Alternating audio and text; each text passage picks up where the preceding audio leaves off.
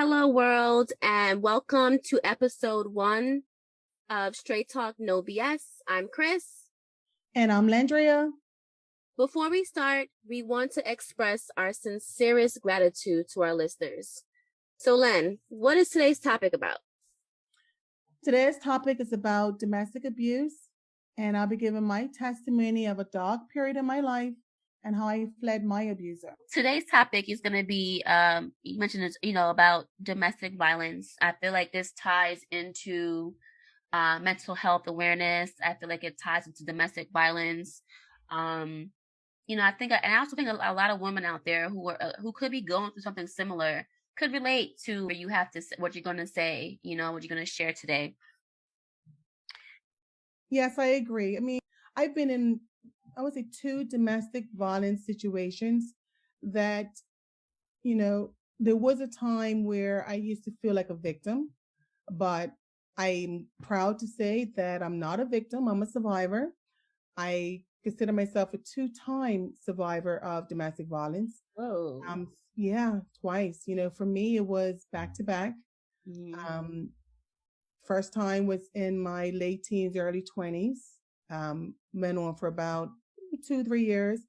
And then right after that, my next relationship, which was also my marriage to my husband, was the second time. So for me, I had a few years of it from 2 different gentlemen that I was deeply in love with. I love the very essence of both men. Yeah.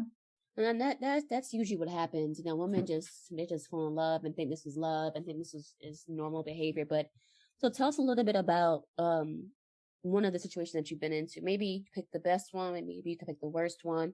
You can decide, but tell me a little bit about how the relationship started. Like, was it all butterflies and rainbows, or did it just go dark really quickly?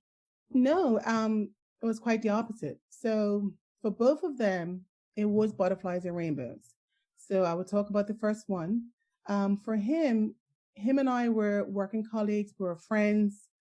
We confided in each other. We were both in relationships at the time, and we spent a lot of time together. Again, we used to work together. So part of us working together, we would talk about our relationships. At that time, I was in a relationship with a gentleman for about maybe 6 to 8 months. And whenever we would go out on patrol, and when I say patrol, my first relationship, during that time, him and I were both police officers. So we worked together a lot. We were on the same shift, worked in the same division, worked at the same police station. So spending so much time together, there was a level of trust. We trusted each other, and we were also friends.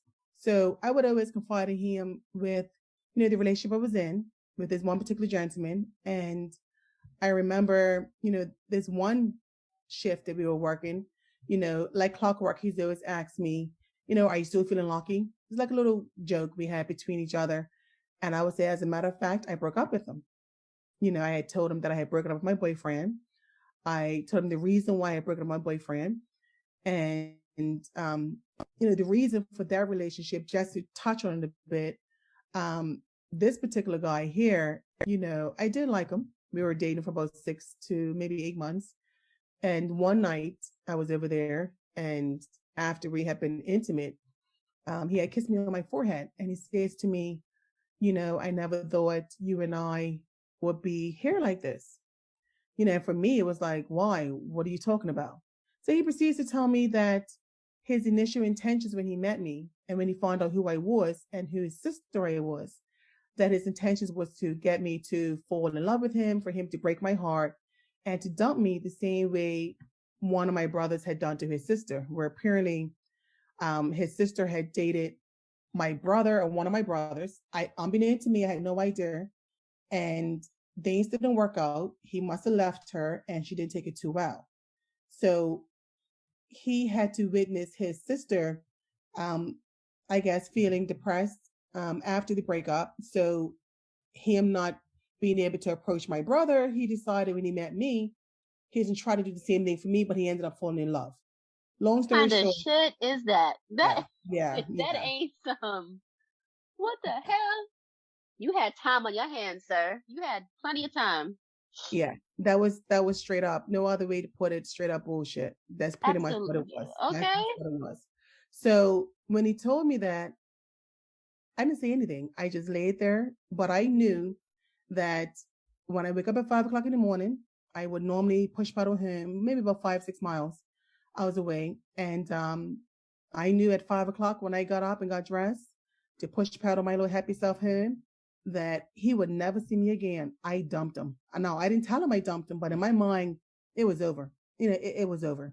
So moving forward, I had told my colleague friend um, what had happened and whatnot. We talked about it and everything.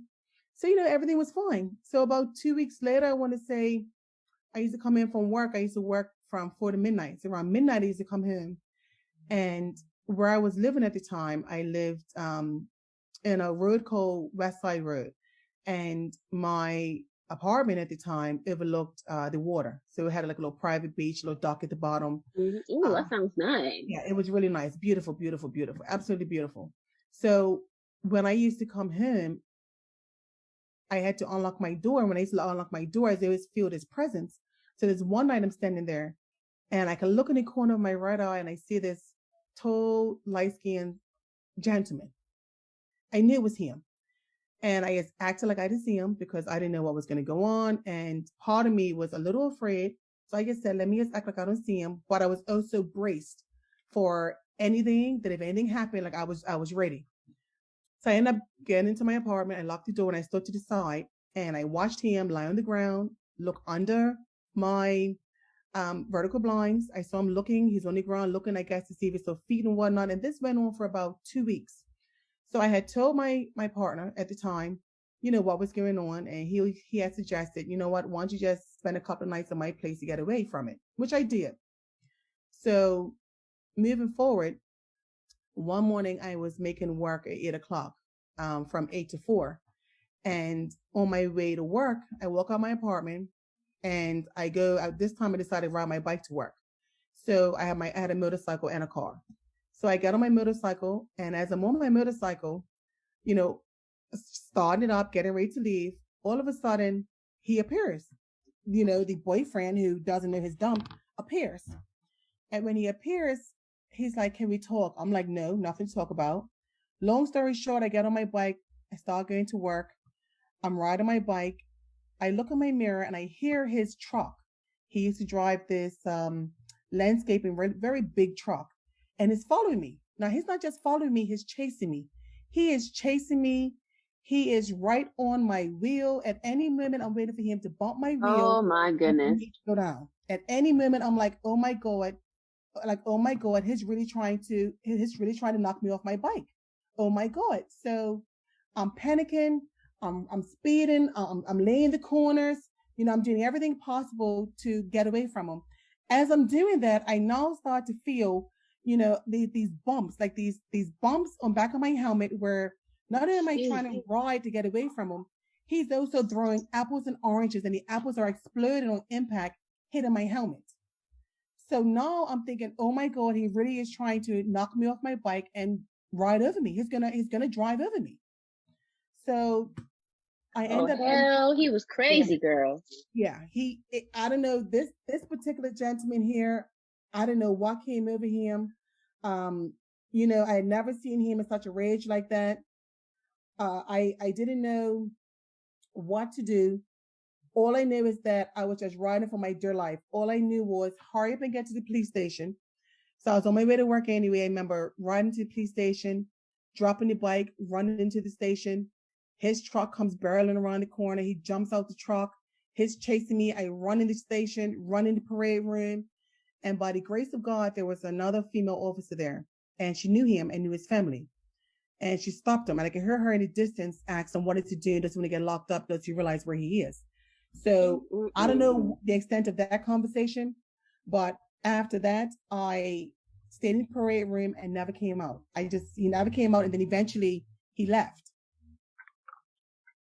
So moving forward after that, when that incident happened, my same colleague came to work and was like, what's the commotion? What's going on? So I told him, briefly what happened. And again, he suggested, you know what, don't go home, spend the night at my place, which I did. So I might have spent the night, I might have spent maybe 2 days there, maybe about two there, two So, days. so let me interject. Can I interject for just 2 seconds? I just want to elaborate on what we're talking about here. So, the the the narcissistic relationship that you've been in, the first one was the guy that you worked with, Yes, who does so happen to just be a friend to you while you're going through a different relationship with with a crazy person. correct. Because that's what we're Correct. gonna call him. We're gonna call him crazy. Correct. So Okay.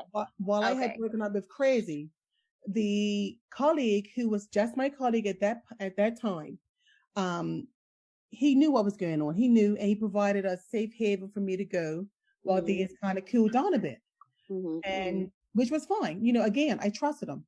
So I might have stayed there maybe for 2 nights, maybe 2 nights. So one particular morning, I'm there, and he gets a knock at the door. When he gets a knock at the door, it's a young lady asking for him. So I'm like, sure, no problem. Someone's at the door for you. It turns out the woman at his door was his girlfriend. I never knew what she looked like or anything like that. They started exchanging words. Things got heated. Before you knew it, I left. And then after I left, it turns out maybe a few days later, they broke up. So now here we are, we're both single. So at this moment now, we're both single. So we're both single. We're actually cracking jokes about it, like, Okay. Okay. you know, you know, Mhm. both of us can't keep a man or woman, we're laughing about it because it was Right. so Right. much of a coincidence that here we are, we're both single. So as Mhm. time went on, eventually he did ask me to go out. And because I knew him, trusted him, and he never gave me any, ill feelings about anything, I agreed. Now, it took me a while to agree because, during that time, I had made a promise to myself I would never ever go out with a cop, date a police officer, anything like that. Because I kind of knew how I never wanted to be the conversation in any locker room or bathroom, So to me, the thought of even dating a police officer never crossed my mind. Mhm. When he asked me, I said yes. We went out. After that, we was pretty much inseparable. We Mhm. worked together.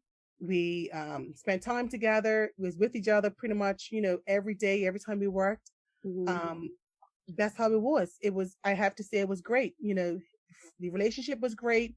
We started out as friends. There was a trust. So you Um, guys fell in love. Did you love him? yeah, Did he love I, you? I had, I would say yes. I did love him.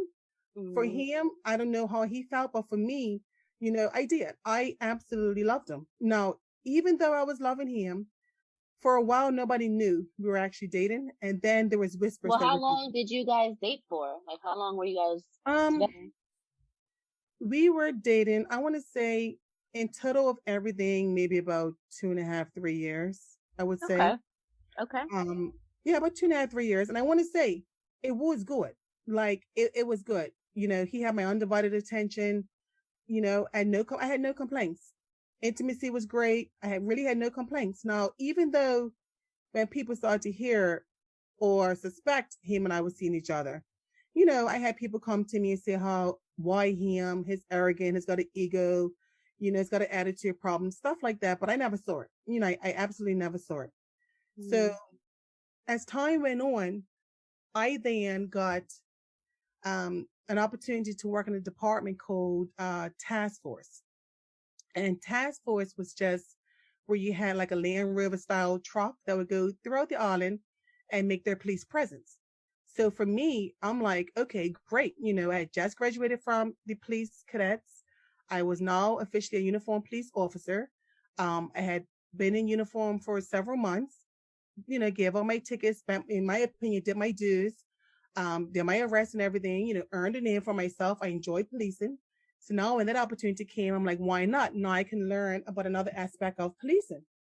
So, Absolutely. You right, grow. You keep going. You got to elevate, right? correct. Mhm. So I remember the night I came home after my first shift to let him know, like, hey, I had such a great time. And he just shut me down. He didn't want to hear it.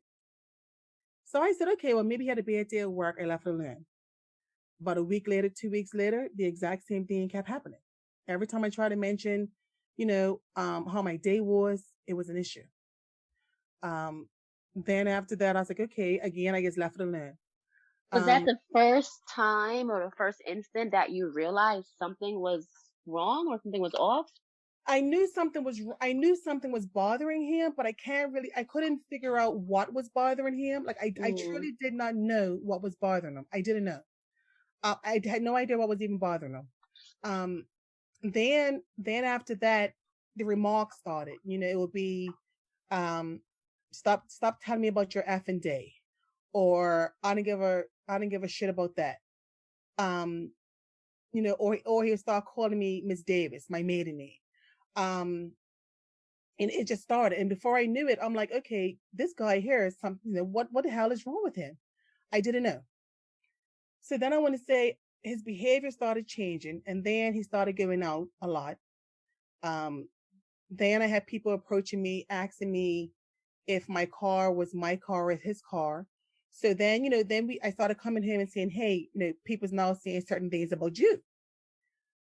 He didn't like it. Then it was don't question him. So before it was like day and night, it was like the man that I had fell in love with, and then the man that was emerging, I couldn't understand what was going on. So then after that, I got transferred to, I want to say, the CID department, which is the criminal investigation department. So again, same thing. Now I'm excited. I'm wearing, my little two-piece suits. I got my plain clothes on, my suitcase. Why not share my experiences with my boyfriend? Well, Now, again, Len, he already told no. you he didn't want to hear nothing. But listen, I like a good conversation. Why not talk to him? Right. So Yeah. I would try to talk to him. Same thing, same response. Um, he started getting angry and he would start cursing at me, and then things just started to escalate.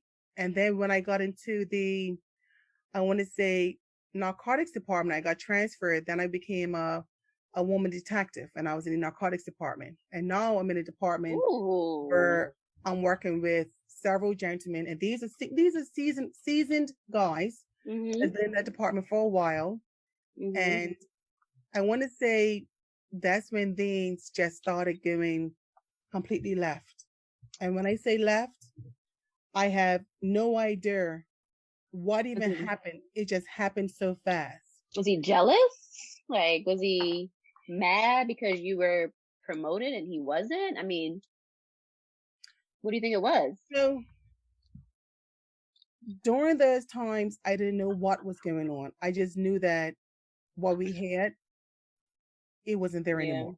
Yeah. Um, all I knew was that instead of me loving him and him loving me back, it turned into more arguments than anything else.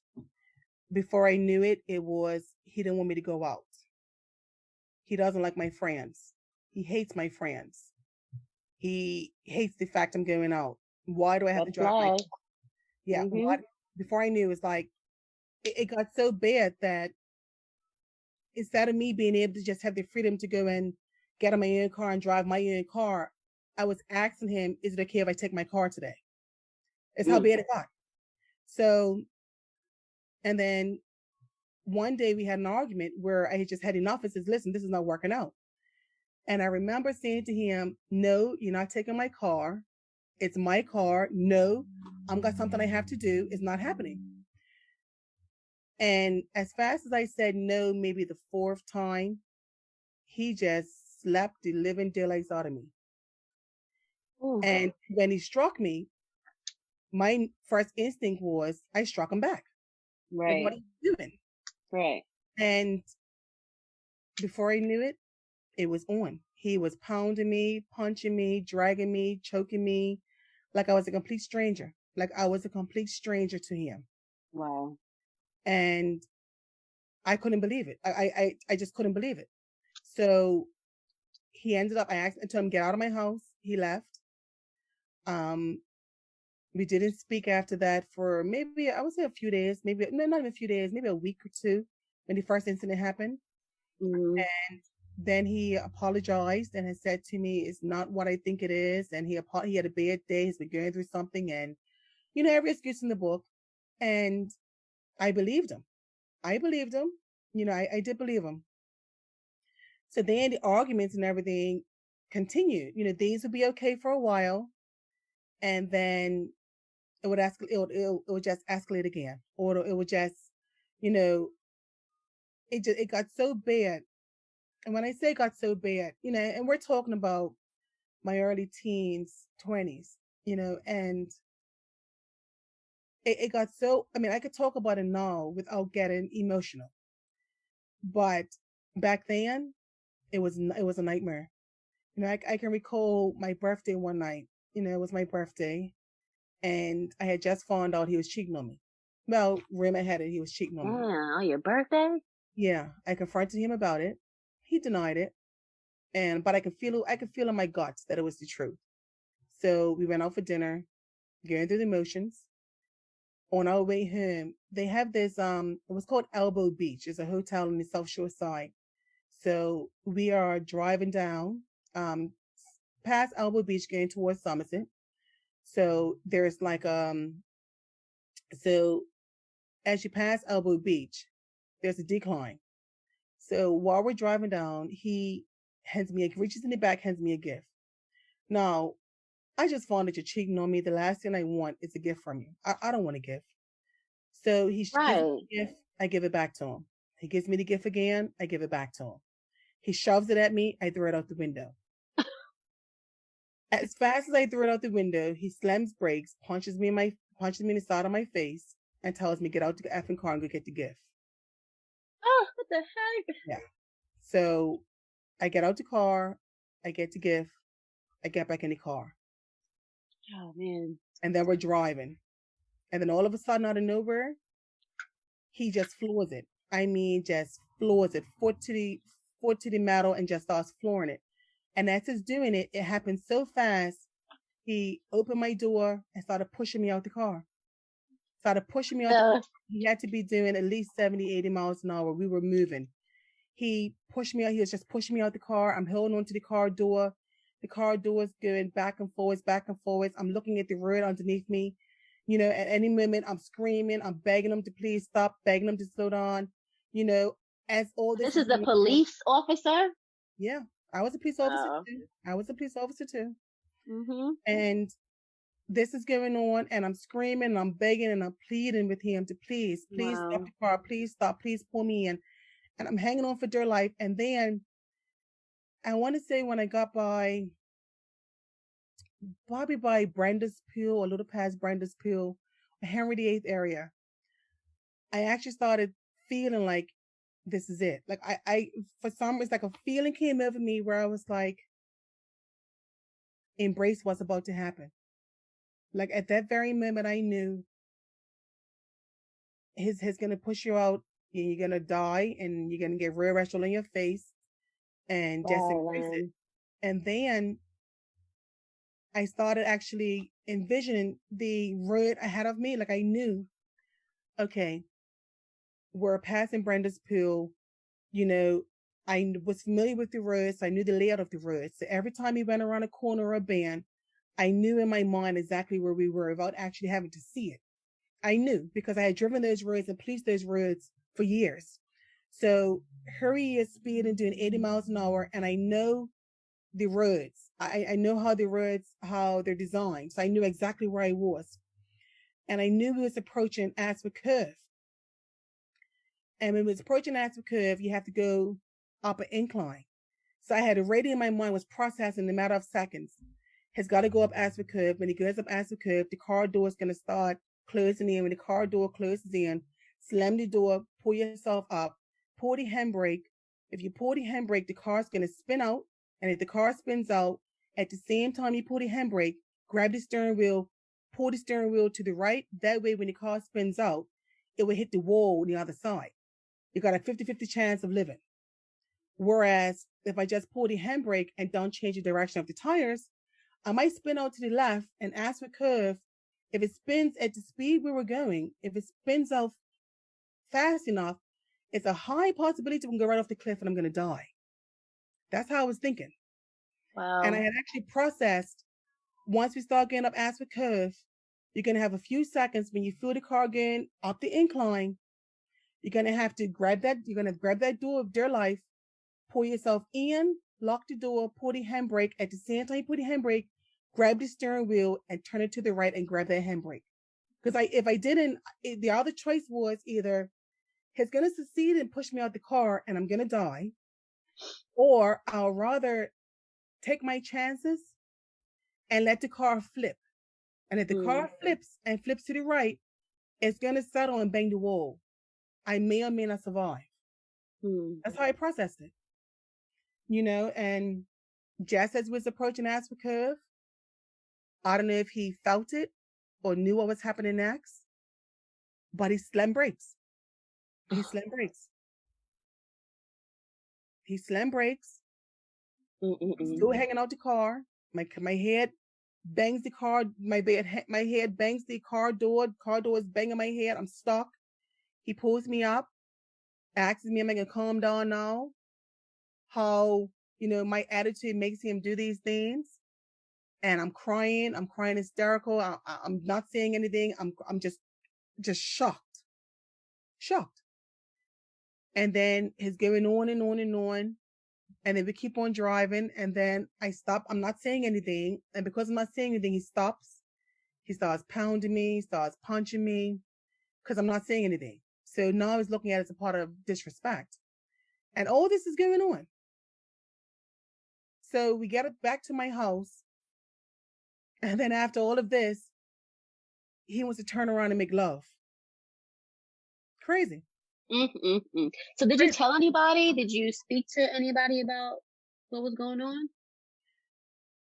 The only person that knew was my best friend. She knew. She give you any advice? Like what was she saying? All she would say is, "You know what you got to do." She's always telling me, "You know what you got to do. If you don't do something, he's either gonna succeed in killing you, accidentally kill you, or you're gonna end up defending yourself and killing him." She's always say that. You got to make a decision. Now here you go, got to cover for murder, got to cover for death. And for me, it wasn't a matter of for me, it was a matter of the embarrassment. Like it was the embarrassment. Like for me, it was a matter of, okay, here you are, you're in your career, you're loving your career, you're a policewoman. You're policing people, you have gone to domestic violence case, domestic violence calls. You have arrested numerous people, you have given out numerous tickets, and you're loving your job. But then you come home and you come home to hell.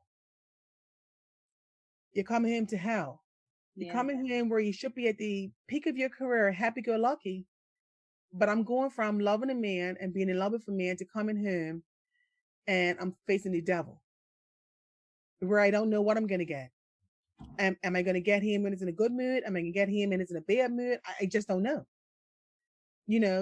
And that was one major incident that stood out for me.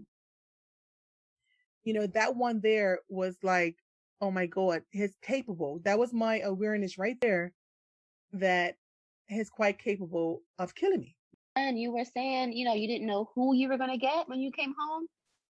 Yeah, I didn't know what personality I was going to get. I truly didn't know. I mean, you can go from loving somebody and then the same person you love and you love them for about a year, that same person is busting your windows out to your car, dragging you out your car window, flattening your tires, breaking in your house, taking out window panes. All of that I had to experience with him. And I never said anything. I never said anything because, I was just afraid of what people would think of me. Where while I'm got my uniform on, I am one woman. I'm confident. I'm got it under control. I know exactly how I'm going to handle every situation, every task. Like I'm there. I'm getting on drug busts and raids and you name it. I'm there. Like I'm there. I'm that officer. I'm that detective. I'm there. And then when I get home and take off that uniform, now I'm a victim. Now I'm a victim of domestic violence. Now I'm got a man that I see that puts on a uniform beating me like I'm a piece of trash, and Like night and day. night and day. It's It was wow. it was really night and day, and we broke up, you know. One of the incidents was my one of my brother's girlfriends at the time. We had taken a trip, little girls trip. We came to New York for a weekend. It was like a weekend getaway. And you know how when you go into clubs and stuff like that, at that time they used to have like Polaroids and everything. So they take a little Polaroid picture of you for like $5. Mm-hmm. So this time here, I'm in the club, we're partying. The photographer comes by, says, "Hey, do you want a picture?" We're like, "Sure, no problem." We're on the dance floor. We do a little crazy little pose, get our little two pictures and whatnot, pay our $5, not thinking anything of it. And then I come home. So I come home and picks up from the airport. Nothing's going on. And I say, "Hey, look at my bag, look at my suitcase. I bought you a few items from my trip." I go in the bathroom, come back out, and as I turn my corner, as fast as I turn my corner, he grabs me by my throat, lifts me off the ground, and starts banging my head in the wall. I have no idea Oh as my to gosh. what has caused this, Hmm. what's going through his mind, what have I done? I've been away for the weekend. I didn't do anything. And as he's banging my head and squeezing my neck, and I can't breathe, I feel the pressure on my head, my feet are dangling. I looked on and I could see the Polaroid cameras. The Polaroid pictures. So when he went in my bag, he saw the pictures. The pictures weren't anything wrong. I was just on the dance floor. And he accused me of cheating, going away to see another man, you name it. And his banging my head and squeezing my throat and telling me I should kill you right now. Nobody even know I can kill you right now. And it's just doing it. And here it comes again. At that very moment, I'm like, just close your eyes and just embrace it.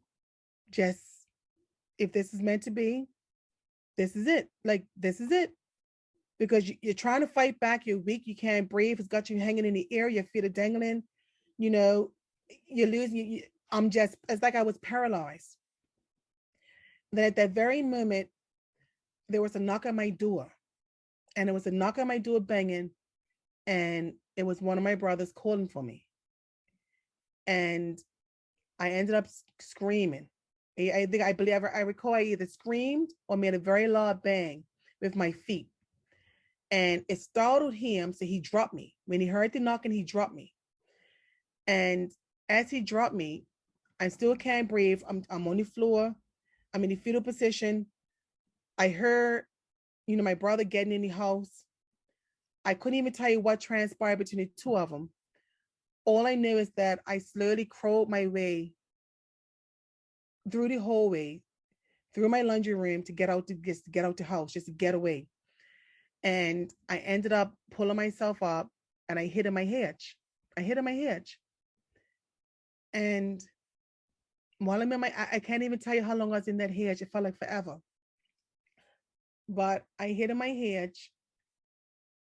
And then all of a sudden I started hearing the police sirens, the engines revving. I heard everything you can possibly hear coming towards my house. And I knew at that very moment that the police was called and they're coming. And chances are that whomever called the police probably said as a police officer being assaulted. I don't know. But I want to say every police officer you can possibly think of that was working that day showed up. And they put Wow. me, So yeah, you're looking to you're in this relationship, looking to looking to avoid embarrassment from telling other people or reaching out for help, and here you are, still feeling embarrassed at the end while your whole entire office, your entire job actually just came to help save your life. yeah. But even then, it was like it was for me. It was the fact of no, I loved my job. Yeah. I enjoy policing, but how much of a hypocrite can I be? Whereas Mm. behind the scenes, I was allowing that to happen. Yeah. I was enduring that type of treatment. And for what? Hmm. You So know, what made you leave the situation? Like what was the driving force that helped you say, I gotta get out of here? it was actually, I want to say it was actually it was two incidents that happened. So when Mm-hmm. that one happened, he was under house arrest for a few days. And the sergeant that arrived at the scene, he came looking for me and he embraced me and asked me what happened. And I told him. Mm-hmm.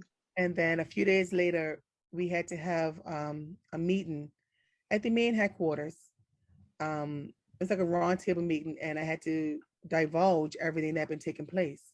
Was the roundtable meeting because of what happened or? Yeah, the roundtable Oh, meeting okay. Okay. was because of what happened. I was assaulted by an officer. So in that roundtable meeting, I also had to disclose what happened, what events happened. And it was like watching my career just have wings and fly away. Like the reason why I never said anything was I just did not want it to jeopardize my career. I did not want to be looked at like as a victim. I did not want to have to deal with the embarrassment behind it. Um, and part of me was afraid of him. And I want to say my instincts was right because even after that roundtable meeting, they gave me the option.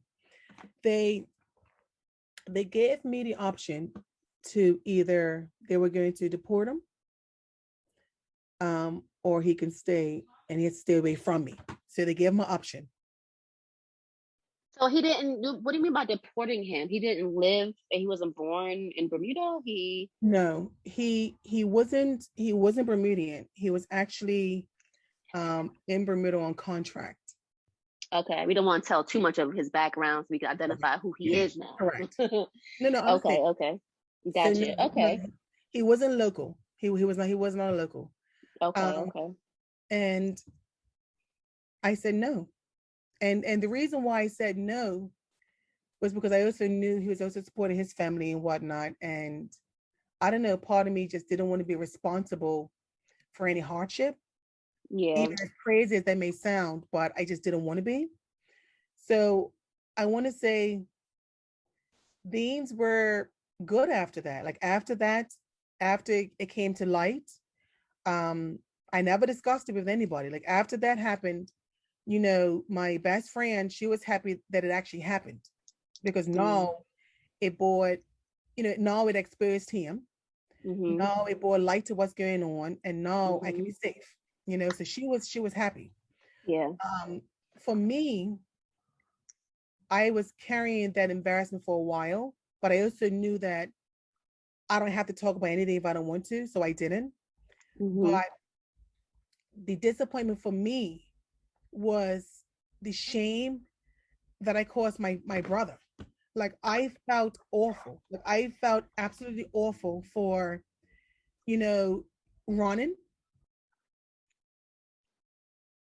I felt awful for not going to help him. I couldn't even tell you to today what exactly transpired between the two of them.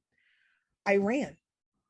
So that I carried that for years, you know, how I handled myself and I should Mhm. not have. Um, and Well, I even think you did the best thing for you at that moment. yeah, You've been going through it already for so long with no help, with no intervention. I think, at that moment when you got that help, you just was like, I need to go be safe for a minute. I need to go feel at peace for a minute, And I think that's what you did. You ran, but I don't think you ran in a negative sense. I think you ran in a positive way, in a positive sense, because you really wanted to be free. And that was your way to freedom. right. But then part of me is always think of what if he would have injured your brother? What if he would have, you know what I'm saying? And you didn't.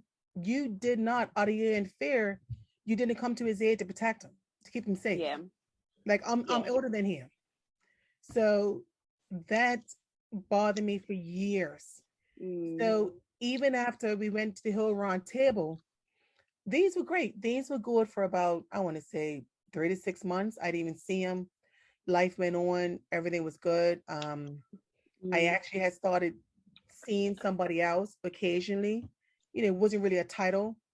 Um, my birthday came around again, and this particular gentleman was aware of, you know, not in too much detail of what had transpired, but had pretty good knowledge. So my birthday came around again. This time it was, hey, you know, it was, I have to say, it was the best birthday I've ever had in my life. Oh. He really went out to make sure that, you know, whatever happened before, the year before, is not gonna happen this year. So he had rented I want to say it was a 1 bedroom apartment that he had rented. And he rented this apartment, and he had said to me, hey, meet me at this address at this time. Um, and then he was like, we're going out to dinner, but you have to be here at this time so we can make the arrangements and one out the dinner, the dinner time. So I said, not a problem. I was looking like $1 million, feeling like $1 million. I Okay. felt good. Like I really felt good. I felt, you know, I had the hair done, nails done, everything was wax, good to go, good to go. I showed up to the address, and I open the door and I see candles lit, rose petals. Ooh. I go in the bedroom and I see a gift in the middle of the bed. I see balloons. I see, you know, all the ambiance you will want from a man. He gave it to me that night. And then the gift that was in the middle of the bed, it was a box. And some people may think the gift is cheesy, but about a month or two prior, we had been in the city in Hamilton, and I had seen these sneakers that I liked. They were black and white sneakers. And I was like, "Ooh, these sneakers are real cute," but they didn't have my size. So I was like, dang, you know. So I forgot about it. So when I get there, he tells me open the gift.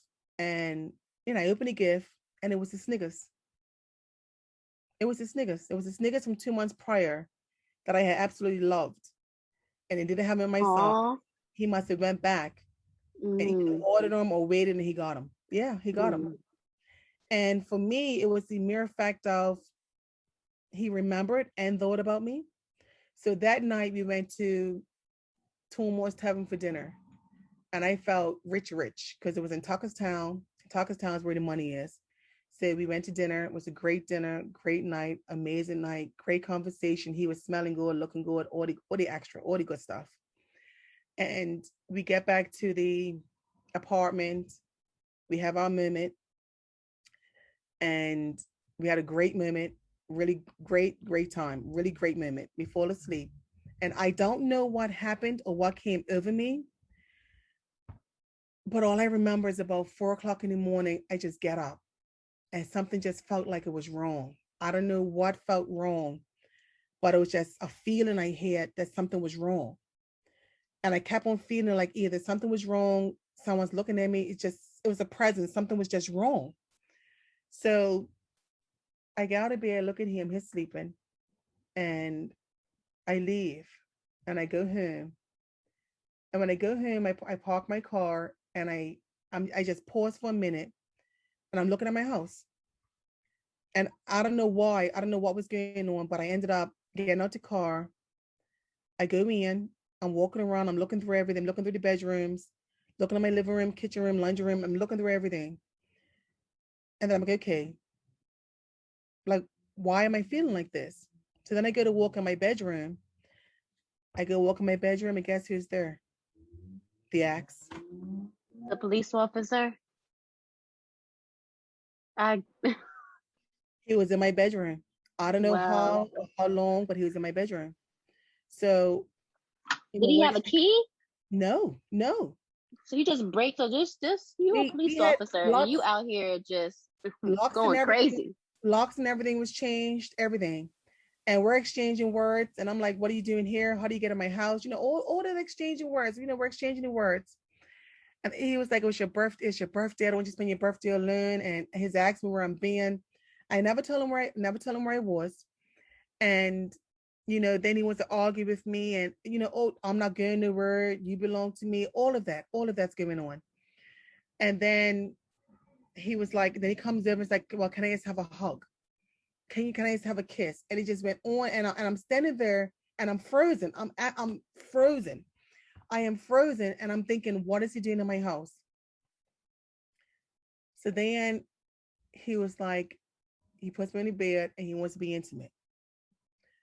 So Oh boy. I never went back to the apartment.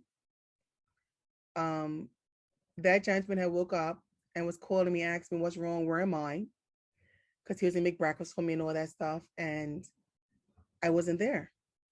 So I gave him some excuse as to why I didn't show up. And then the ex, he had left. And when he left, I didn't know how to tell the gentleman at the apartment what happened. Because I'm thinking to myself, why did I even leave?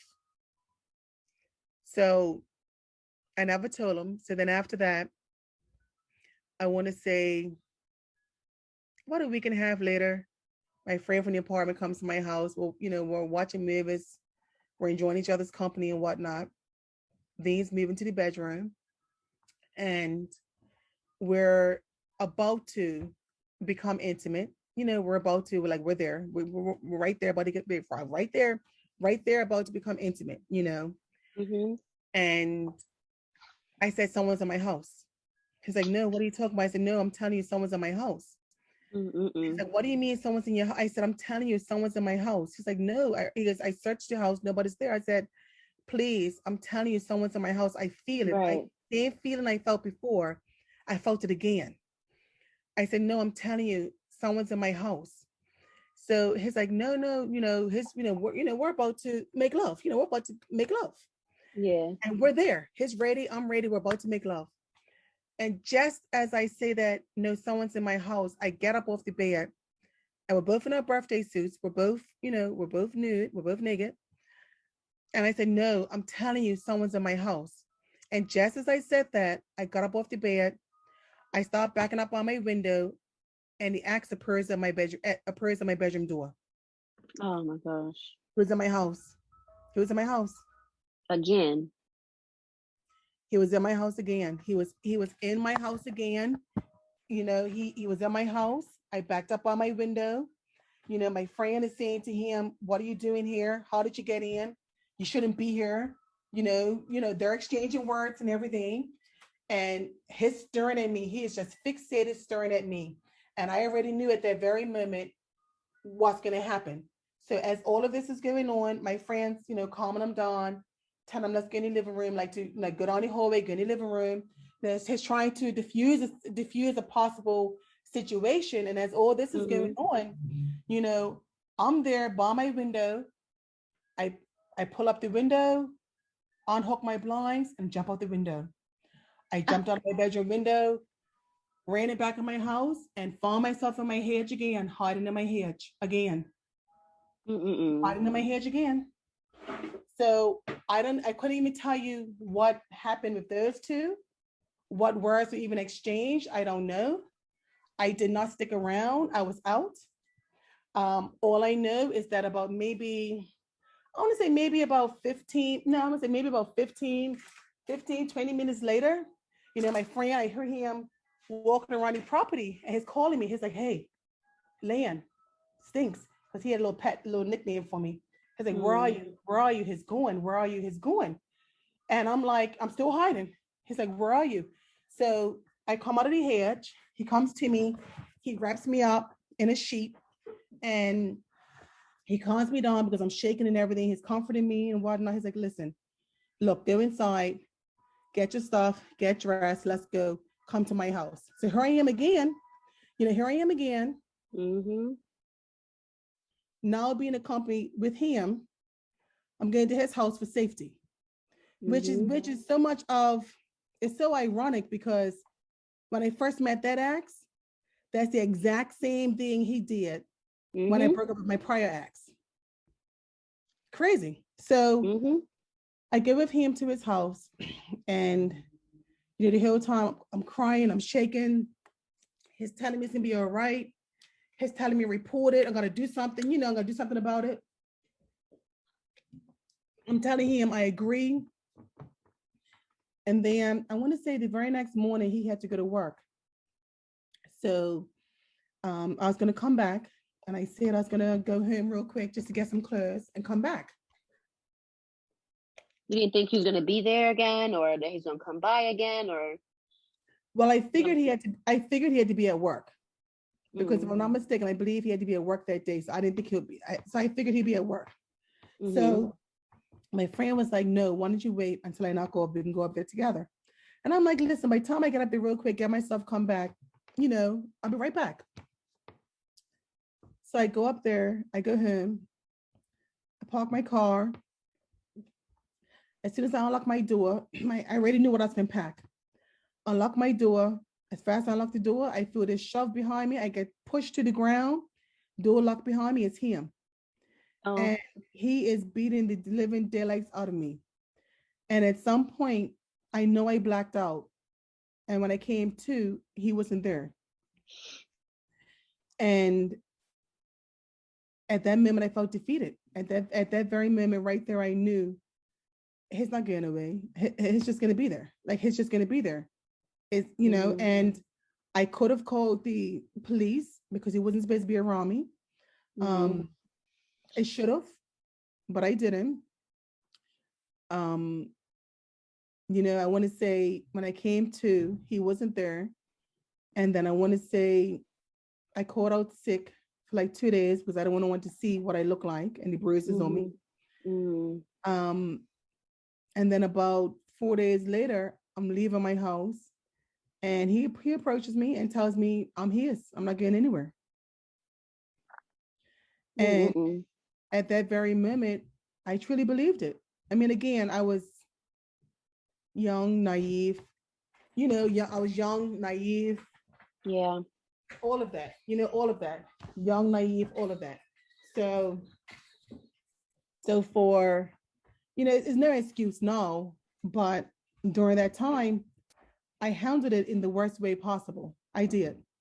And I did not just handle it in the worst way possible. I know when him and I were people who thought him and I was back together, I knew I knew I had lost my brother had lost a lot of respect for me. Like I knew that.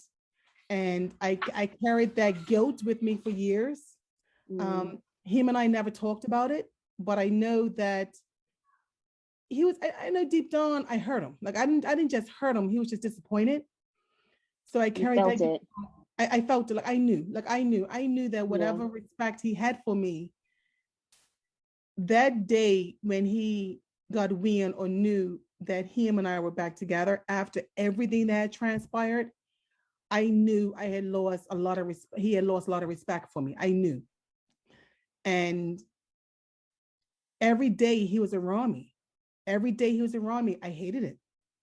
Every Same. day he wanted to be intimate with me, I hated it. And I went through the motions. That's the only way to describe it. I just went through the motions and analyzed everything possible. I analyzed, okay, if you call the police and say this man was intimate with you against your will, what's going to happen? The whole island's going to know. If you call the police again, it's like crying wolf. If you have to divulge this most intimate details as to what's going on, how is that going to affect your career? So it was so many things that I felt like I was up against that I just remained silent. I remained silent. And eventually I just stopped caring. So when people would say to me, he's cheating, okay. He's with this girl, that girl, this girl, okay. I looked at it whereas as long as he's with every woman out there besides me, I'm safe. That's how I started to rationalize it. Mm-hmm. He's That's gonna how I want to sleep actually with started to me. He doesn't rationalize want it. to. Yeah. I don't want to Mm-hmm. take it anymore. And one day when I was actually um I was in Warwick, and they have this place called the Rubber Tree. So I remember one day I was in work and this gentleman that I don't even know, I never knew who I didn't ever met this guy before. He came over to my police car, knocked on my window and asked me who I am and if I'm the girlfriend of this particular guy. So I was like, why? He was like, well, I don't know you, you don't know me, but yesterday I went over my girlfriend's house. That's a mutual friend of you and him. And when I went over my girlfriend's house, unbeknown to her, your boyfriend was in there in her bedroom doing you know what. So I'm like, what are you talking about? So he had told me how, my ex and his girlfriend, he caught them cheating. Wow. And I'm thinking to myself, well, it can't get any worse than this. Here I am worrying about my own embarrassment of allowing this man to beat off me, cheat on me, try to kill me multiple times, choking me. I'm blacking out, bruises over my body. I'm keeping these secrets. I'm wearing makeup. I'm covering so much, so many injuries. And I'm not talking about it, but I'm smiling every day like everything's okay. I'm smiling every day. And then now I'm going to deal with, at that time, a civilian coming to me telling me, well, this is what he's doing as well, on top of everything else. So that same gentleman says to me, well, I'm supposed to go meet her in Dockyard at this time. If you want, you can meet me out there. You can bring your boy and we can get down to the bottom of it. So I'm like, you know what? So many people have been telling me he's been doing A, B, C, D. Let me go see for myself. I don't know what even made me do it. So I say to him, let's go for a drive. We go Dockyard and that's what drive. And I say, hey, you see so-and-so? She was there. And he was like, so what? I'm like, oh, nothing. I said, oh, I see she's there with her boyfriend. He's like, what has to do with me? I said, oh, I don't know. So I stopped. He's like, why are you stopping? I said, why wouldn't I stop? I'm gonna speak to her. She's our friend. He's like, what, why? I said, what do you mean why? So I stopped. And then I get out. And then her boyfriend speaks to me and, says, hey, how you doing? I say, hey, how you doing? And then I'm like, but why are you gonna act like you don't know her? And why are you not gonna speak to her? Were you not just speaking to her, what, yesterday in her bedroom? I said, yeah, I know, he told me. Her boyfriend just told me what you guys were doing. He caught you guys. They started exchanging words, calling each other names. It was a big mess. And at that very moment, I knew right there that no matter what I didn't do, no matter what, it was just time. Like it was time. People always say, why you don't leave? Why didn't you leave? Sometimes that moment comes when you least expect it, when you just know it's time to leave. And for me, it was that very moment right there when I saw the two of them arguing and I'm standing there and her boyfriend standing there. We're looking at each other while those two are arguing and calling each other names and everything. We're both just standing there watching it. And then his sucking his teeth, telling me get in the car. We drive off. His angry, his pissed off, his slapping me and hitting me and punching me and everything else. Why? I don't know. Now it's talking about how I'm trying to embarrass him and make him look bad. All that. And I didn't care. I just did not care. I did not care. And at that very moment, I knew right there, buddy, this would be the very last time you ever put your hands on me. And I knew right there what he didn't know, that I was out. I knew I was leaving. So what I did was, unbeknown to anybody, I didn't tell anybody, not even my best friend. I told nobody. But what I did was, I remember going home and calling my mother. And I remember calling my mother, and my mother and I, we had a very rocky relationship. But I remember calling my mother and asking my mother if I can come home for at least 2 months, 3 months. And, she was, she didn't ask why, but I said to her, I need to come home for 2 to 3 months temporarily because I'm going somewhere else. So, she was okay with it. And I told her I'll pay her to be there, whatever the case may be. So what I did was, when she told me yes, I ended up applying to 12 colleges. I didn't care where these colleges were. They could have been in Timbuktu. It didn't even matter. So I applied to 12 colleges. And I was just waiting for any one of them to accept me. I didn't care who accepted me. It didn't even matter, as long as one of them accepts me. So to my surprise, 9 colleges accepted me. So then I knew, once I got the acceptance letter, I knew, okay, now it's a matter of strategizing which college I'm gonna go to, how I'm gonna stretch my money. Because when you're in the service, in the police service, at that time, if you stay beyond 7 years, your pension gets locked in. But if you leave before the 7 years, they give you your pension. So for me, it was a no-brainer. I was just about hitting or approaching the 7-year mark. So for me, it was like, okay, I'm gonna submit my resignation. I'm gonna let the college know I'm coming, and then I'm out. So I never told him anything. So I applied, I got the acceptance. I ended up letting my mother know that I got accepted to college and that that's where I'm going. So she knew. And then I mentioned to my father that I got accepted and I'm leaving. So he knew as well. And then my parents reached out to my family overseas and let them know that I want to come out here to go to college. They welcomed me with open arms. So once I bought my plane ticket, had everything done, he thought I was going away for a weekend.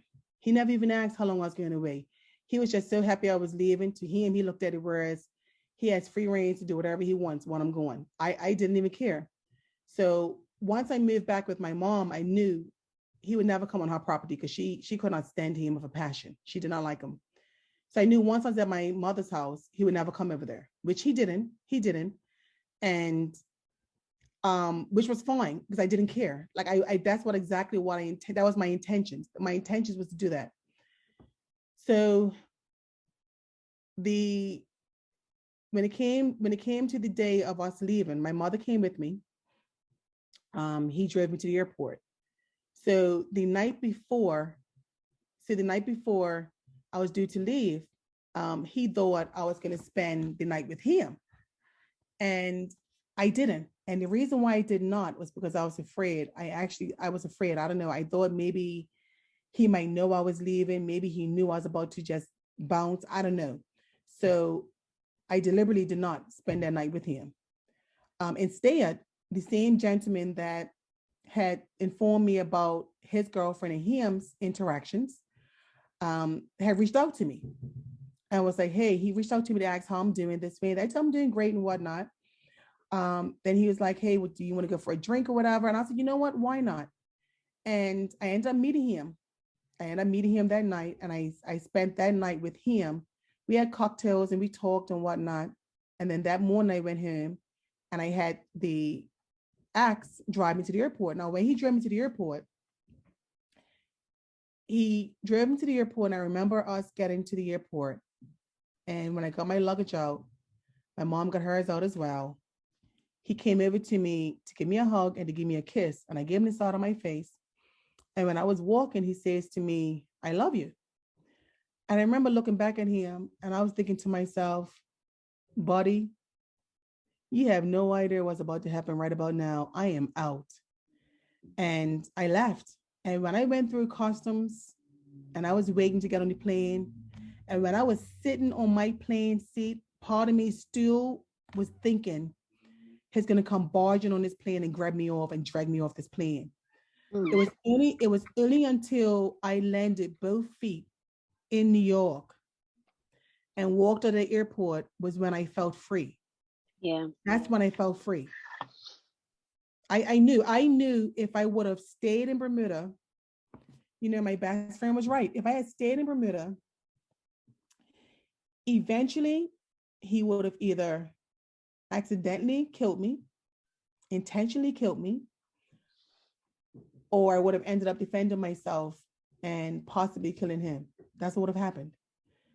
And it was that bad. It was awful. It was, listen, I was young. I was naive. I did not know how to process everything. And it's not even making excuses. It was awful.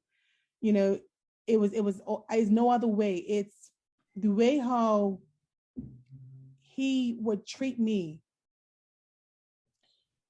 I wouldn't wish it on my worst enemy. And I also knew that if I had stayed, I don't think I would have probably ever left. It would have been the exact same cycle going over and over. And I would have kept on pretending. And then who knows, if I would have had a child or two, then I would have really been locked in and it just would have been a nightmare. I didn't see a way out. I truly didn't. Because I was struggling with my career, knowing I enjoy policing, knowing that how far I wanted to take it. And then I'm coming home and then I have this man that I loved, this man that I loved, this man that I was devoted to, this man that I loved the very essence of him. Everything about him, I loved. No matter what anybody would say to me about him during that first year, I loved, ate, breathed, slept. It was him. I enjoyed every minute with him. So where it went left to today, I have no idea what and you'll never know. And I don't think you would ever know what was going on in his mind as to what snapped to make him change towards you. That's not even your job to even try to remember or try to figure out. I know, but we as women, we try to capture those moments in the beginning because we know how good it can feel. And because we know how good it can feel, I think it's harder for us to leave. And it clouds our decisions. Like it clouds it because we know how good it can really be. Because we felt it. And especially when you've been friends first before lovers, you want your friend back. So you know how good your friend can be to you. So when these situations happen, you're stuck because you're thinking, who is this person? Like, who is this? I don't know this person. Who is this person, So for him, just to finish up with him, he had called me about 2 weeks later after I had left Bermuda. And when he called me this 2 weeks later, he called me and he asked me, when was I coming back? And I was like, coming back? Well, what do you mean? What do you mean coming back? And he was like, yes, when are you coming back? I was like, I'm not. I was like, what do you mean? I said, I'm not coming back. I said, I'm not coming back. And you can park my car at my mom's house or give it to one of my brothers. They'll put it up somewhere, but I'm not coming back. And then he didn't want to return my car. That was another situation. So I had to threaten to call the police for him to give me back my car. Then eventually he ended up buying me my car. I was like, well, send me money every month to buy my car. He did. And then out the blue, one day he came to visit. Now, when he came to visit, again, it was another uncomfortable feeling, but I knew this time, now you're coming to visit me. I'm in a foreign country and I'm with family.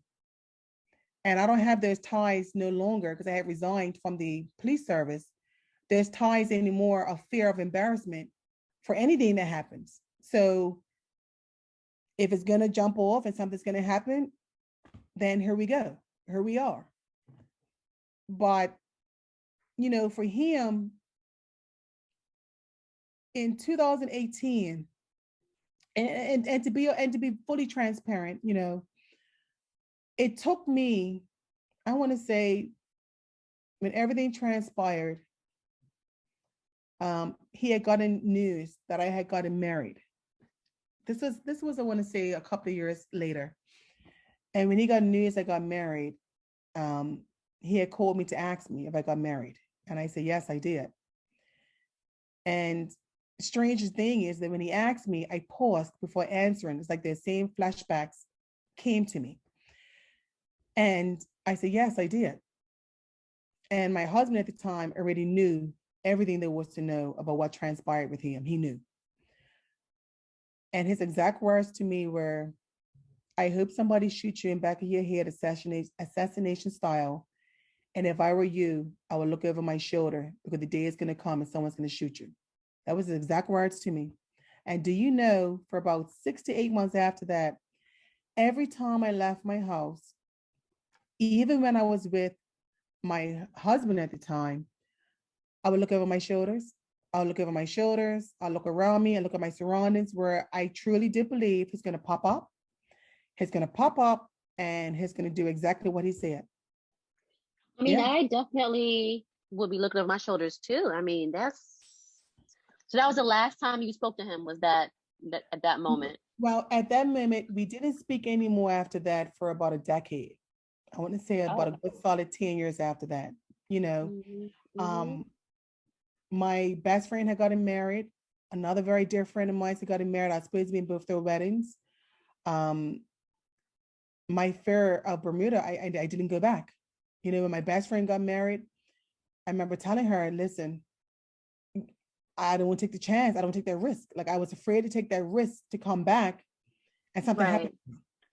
You Yeah. know, my other good friend, she got married. And again, I'm supposed to be in the wedding. I took the measurements and everything. And that fear came over me like, no, you might get to Bermuda and be trapped. No, you may get on there and this guy's going to show up and something's going to happen to you. Don't do it. So I didn't. Um, was after my son was born was the next time I did Bermuda, which I want to say might have been about 4 years afterwards. But prior to that, no. And then when I went to Bermuda that time, I never saw him. He never knew I was in Bermuda. But I had not spoken to him after he made the threat about shooting me in the back of my head. I didn't see him, hear from him. He was like an afterthought for about at least, I want to say good 10 years plus. And it was only when my father passed was when he sent condolences. I came to Bermuda and I bumped into him. He gave me his condolences for my father passing. But you know what's strange, Stacey? What's strange is that, you know, I don't know why he was like that back then. I don't know. I don't even know if it's still like that now. I hope it's not. I don't think he is. I would hope it's not. But I do believe that relationships prior to me, I'm sure he was like that. I'm sure because he was so comfortable in putting his hands on me. He had done it before. I'm positive he had done it before.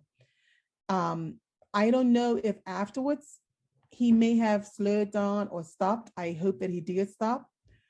But, you know, again, that was over a decade ago, that particular relationship. And coming forward to Corinth, um, when I do travel to Bermuda, I have had, I want to say, 2 lunches with him. And each time I had my sister with me. Um, and the last conversation was in 2018. In 2018, he asked me if I would meet him at this place called Gombe. So I went, and my sister was with me and her boyfriend. And we sat there and we talked for about maybe 3 hours. We was there for a few hours. And anyway, during the conversation, he wanted closure. And for me, I thought that's quite like funny. Closure. Closure on what? Like there is nothing to have closure on. But during that conversation, he asked me, where did he go wrong? Like, where did he go wrong? And as I was sitting there with him, now, I'm a different woman now than I was back then. But to be sitting there next to him, and for him to ask me, where did he go wrong?